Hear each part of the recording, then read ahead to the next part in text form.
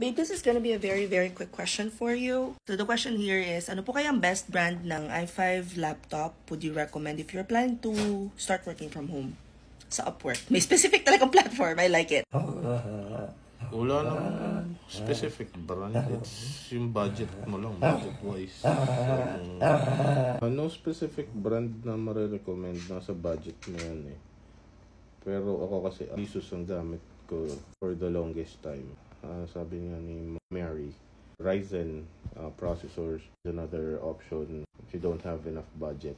Yun kasi mas mura ang Ryzen AMD processors compared sa Intel. On top of that, I want to quickly add kasi a lot of people would ask anong difference ng Ryzen at saka Intel, and I just got this information from Alex, cousin siya ni Papski, that Ryzen is actually good for gaming and Intel is more on productivity in S. But again, I would highly recommend if you guys are looking for a laptop that you could use, punta muna kayo dun sa mga bilihan ng equipments or gadgets sa inyo. Tingnan niyo kung ano yung pasok dun sa budget niyo, at pagkatapos, two things that you need to consider, ano yung budget niyo at saka ano yung tool or service na i-offer ninyo as a freelancer. If you're going to produce assets, collaterals, mag-edit kayo ng video, magpo-produce kayo ng mga photos, mag-edit na kung anik-anik, it would require you to have parang better spec. So, mag-recommend ako ng like 8 gig na RAM, or kung kaya na ng budget niyo, mag 16 gig na kayo. Hope this helps. Comment any questions you guys have about working from home. Follow for more work from home chismis. Bye!